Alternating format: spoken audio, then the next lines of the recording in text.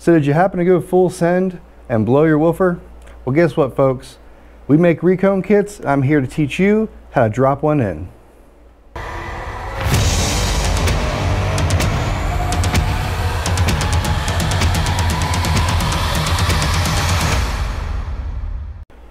Now this is going to be a multiple video series. This first series we're going to talk about prep work and the tools needed to do the job. Now before we get into that, we actually have three options for you. Let's go over those options now. The first option is what we're going to talk about today, reconing your subwoofer. You can purchase a recone kit that can be dropped right into your subwoofer without too much knowledge. This video series will cover reconing your subwoofer using a drop-in that you can purchase from us. Your other options are you can send this woofer in to us to have rebuilt, or sometimes we will offer you a replacement brand new model at the price for a rebuild. Obviously, sending in your subwoofer to our headquarters will cost a little extra. You have the cost of shipping and you have the cost of the rebuild or exchange. The other option is to throw this bad boy away and buy a new woofer. Well, that's obviously the most expensive option. Today we're going to talk about reconing your subwoofer. It's the most cost-effective way to get you back bumping. Today's video will be in 4 parts. The first section of this video will be the tools needed to break this woofer down. The second section of this video will be actually breaking the woofer down, sanding and prepping, and getting it ready for the recone kit. The third section of this video will be the tools needed to do the recone kit. And the fourth section will be actually dropping in the recone kit. First, let's go ahead and look at the tools needed to break this woofer down.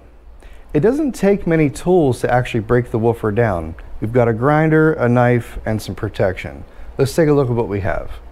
Over here I have a grinder with a very heavy grit sanding disc. There's a few different ways and a few different tools you can use. This is the one that we use.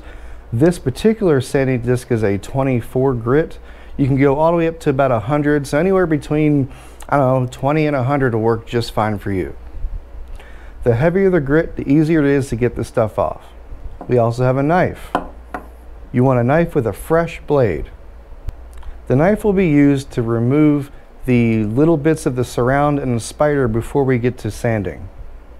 Before you do any of that, you need safety first. Safety goggles, a respirator or a mask, and some gloves will be the way to go.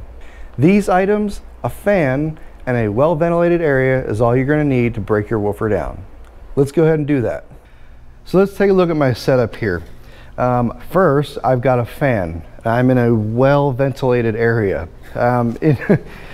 You do not want to be in an enclosed area when you're sanding a subwoofer down. Depending on where the woofer was built and how it was built will determine how toxic the fumes are going to be.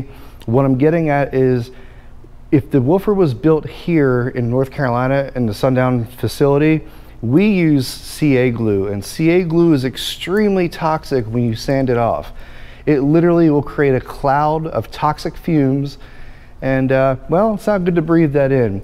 Not only is it not good to breathe it in, but you'll start crying, just like when you cut onions. And well, I don't feel like crying on camera today, folks. Next, you'll see that I have my woofer on a Lazy Susan. You don't have to have a Lazy Susan, but it really helps because what I like to do is I will take my grinder and I will keep it stationary and I can turn the woofer. And this also works when you're actually reconing the woofer and you're putting the glue down. Being able to turn the woofer without actually picking it up and moving it each time, really helpful. We'll talk more about Lazy Susans when it comes time to actually recone the subwoofer. So again, I've got my fan here. I'll turn that on here in a second.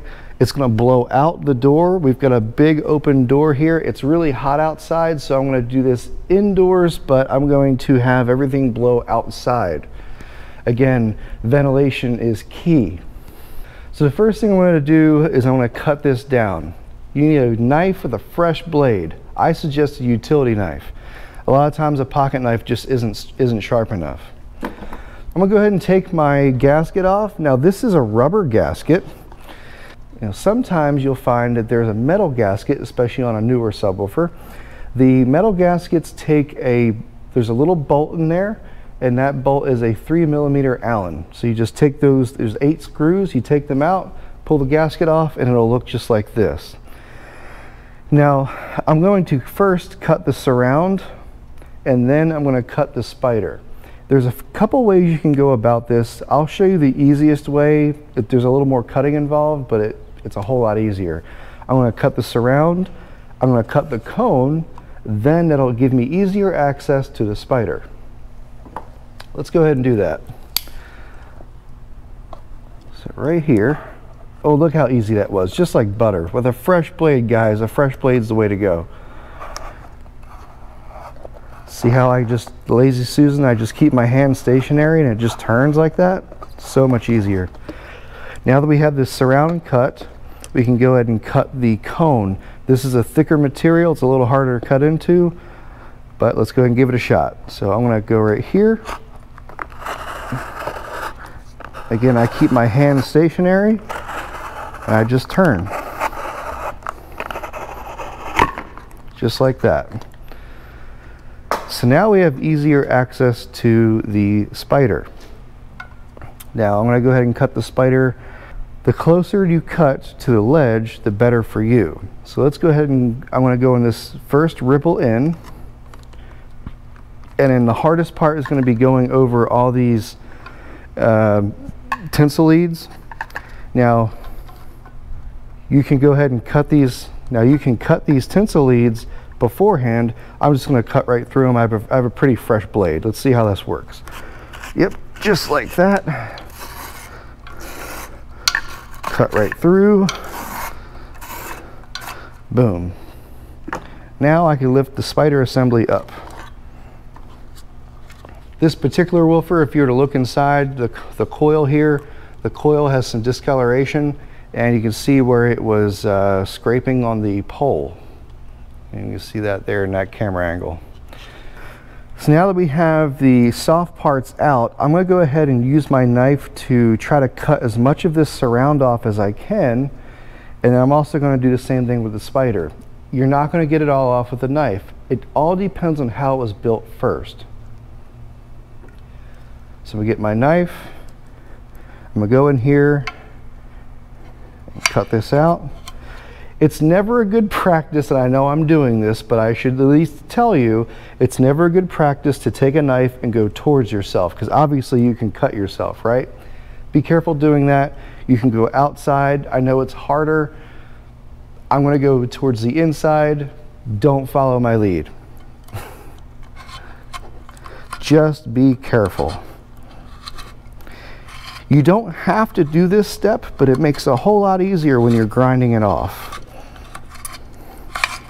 See that? See how most of it peels off right there? Sometimes you got to get in there and give it a second shot. There you go, just like that.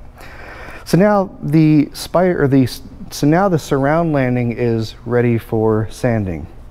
Let's go ahead and look at the spider landing. Now sometimes if you're lucky, in this particular case, I can tell that this subwoofer was already reconed, not by Sundown Audio, but by somebody else, maybe like yourself. So this would be the third time this woofer has been rebuilt by somebody.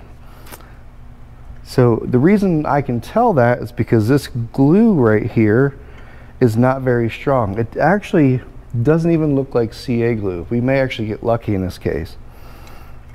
So I'm going to go ahead and see if I can pull this up. And we got one. Looks like this person broke their terminal. Okay, so I wasn't able to get all the layers off. We're going to go in with our knife and try to cut as much of this off as we can.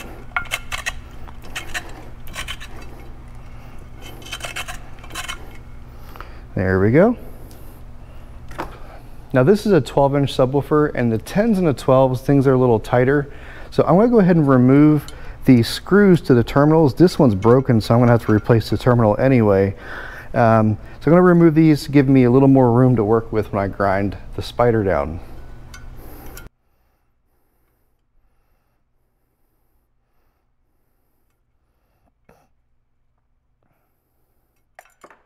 So now that I have the tinsel leads out of the way, that gives me a lot more room to work with for the grinder. One thing I forgot to mention earlier when it came to what tools to use, tape. Got to use some tape. It's not necessary, it's optional, but I do suggest you tape your gap. When you tape the gap, it just makes things a whole lot easier when it comes to cleaning up after the fact. You don't have to be perfect with this. Just slap a little tape in there to cover the gap up. That way there's less cleanup afterwards.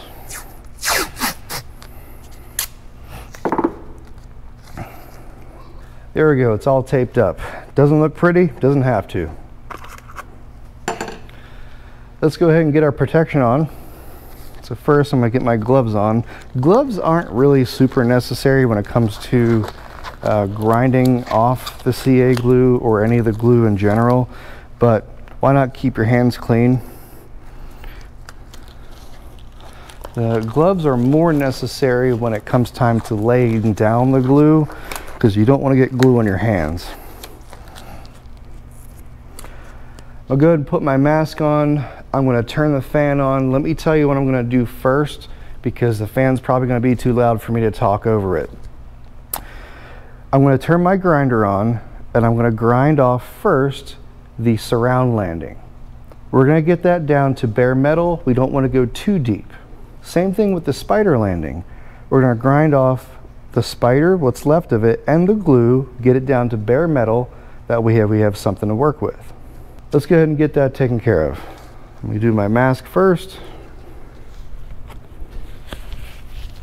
Turn on my fan, get to grinding. So I know you probably can't hear me, but let's go ahead and do this. Make sure it's blowing away from you.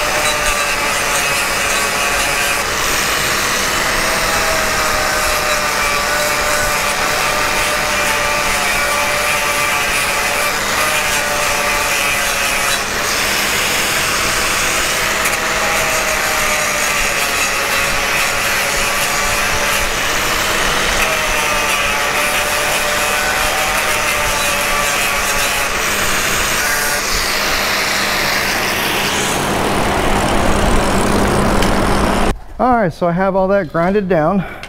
We're going to go ahead and use our air compressor. You can use an air compressor, you can use compressed air in a can, or you can use a vacuum, but we want to clean all this up now.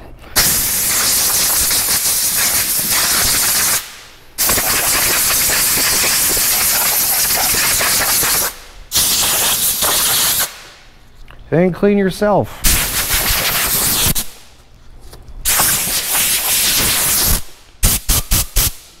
All right. So when it comes to the 10 and 12 inch model, that's really it. You just have to pull the soft parts out, grind it down. Actually, the 15 is the same way. You grind down the spider landing and the surround landing. You go ahead and wipe it down with alcohol, and that's it. Now, when it comes to an 18 inch model, you have a plastic spacer in there, depending on which woofer you have. That's a plastic spider spacer. And when you're grinding that down, you don't want to go down to bare metal. If you accidentally do, then you have to go ahead and get a new spacer. You can purchase that spacer through SunNetAudio.com. So that's it for the prep work. Let's go ahead and go back inside where it's cool and talk about the tools needed to drop the Recone kit in. All right, now that we're back inside, let's go ahead and take a look at all the tools and the optional things that you can use while reconing your subwoofer. The first thing we have is a Lazy Susan. This is optional, but it's a must in my opinion. We, Sundown Audio, we do sell these. So just get in contact with us and you should be able to find us on the website for sale. The Lazy Susan makes it so much easier to keep one hand stationary and spin the woofer while doing certain jobs. Next, let's take a look at shims. Now, I've got 3 different styles of shims here. Now, depending on the subwoofer will determine what type of shim you can use. Now, at our facility, we actually use these pre-made shims that we have made for us. Some subwoofers, we actually sell this particular shim, and some subwoofers we don't. Just depends on which one. You can check out the website to see if we offer a shim for you. If you don't have that option, you have 2 more options. Now, sometimes you'll see folks using popsicle sticks or playing cards. Look, just make your life easy. You can either use paper or you can use transparent projector paper. I really like this transparent stuff. It's very smooth and it's very thin, and it gives you the ability to make a really tight shim. Paper is another good option. Just standard printer paper will work just fine. We'll go over more on how to make a shim when it comes time to building the subwoofer. Next, we have glue options. Now, when gluing the spider down, if it is a high excursion woofer, meaning if it is a woofer that uses our Megaroll surround, you're going to want to use CA glue on the spider. The more that spider moves up and down, the stronger the glue you want to use. We generally use heavy duty, medium viscosity, black CA glue. With the glue, you usually want to have an accelerator. Now, these 2 particular items right here we do not sell. I suggest checking out a company called Starbond. Starbond makes a wonderful glue and accelerator for your Recone kit. Now, if you don't have a Megaroll surround subwoofer, you could just get away by using a 2-part epoxy. We actually sell an epoxy gun. We do not sell the glue at this particular moment, but maybe in the future we will. We would suggest in this case using Loctite 5-minute epoxy. It's extremely strong, not as strong as CA glue, but it'll get the job done. Just make sure you have an epoxy gun and a mixing tube to make your life easier. Now, before you go ahead and start gluing things down, it's important that you clean your surfaces. Now, we did use compressed air to clean the surface, but you want it extra clean and something good for glue to adhere to. I suggest using alcohol for that job. Isopropyl alcohol or denatured alcohol will do the job. Make sure you have a clean rag to use it with. The 2 surfaces that you're going to want to clean with the alcohol are going to be the surround landing and the spider landing, the 2 landings that you use to grind off. The next glue in line would be something called E6000 or a silicone-based glue. This is a pretty inexpensive glue and can be used during multiple parts of the reconing experience. We would suggest using E6000 on the surround landing and on the dust cap. Next, when you're dealing with glue, it's good to have protection for your hands. A lot of glue is hazardous and you don't want to get it on your hands. Use protection. Next, you want to check to make sure your terminals are okay on the subwoofer. If they're broken, now is the time to replace it with a new set of terminals. They're pretty inexpensive and they're easy to change once you have the soft parts out of the subwoofer. Now, when it comes to screwing down the leads on the terminals, you're going to need a 3mm Allen wrench or Allen. If you're going to go with a socket wrench and a bit, you want to make sure it's one of the small ones to get into a small area. Otherwise, you can use a T-handle, and we'll show you how to use both. Another thing to make sure you have is sanding paper. Now, I use an old sanding disc. This sandpaper is going to be needed to sand the dust cap edge. When you purchase your Recone kit, it comes with a dust cap, but the dust cap is not sanded, so you will need to sand that dust cap before gluing it on.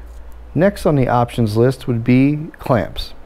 You can use clamps to clamp down your surround if you're not using a fresh gasket. If you're going to use clamps to clamp down your surround, you're going to need at least 8 of them, up to 16. Don't forget that we also sell gaskets. Now, depending on the woofer you have and when it was made will determine which gasket you have. Some of the older models use rubber gaskets. Some of the newer models use metal gaskets. Make sure you get the right gasket for your subwoofer. A rubber gasket will work on a newer subwoofer that has a metal gasket if you choose to not use a metal gasket again. The metal gasket will not work on an older woofer that originally had the rubber gasket. The reason being is the metal gaskets have holes for screws. Your old frame does not have those holes. Now, if you want to go ahead and drill and tap them, that's up to you. A new gasket is not necessary, but it does make the recoating experience a lot easier. Another thing we have is just some paper. You want to lay down a surface that you don't mind getting dirty. Whether it's your clothing that you're wearing or the surface that the woofer is going to be sitting on, make sure you have something to keep your area clean.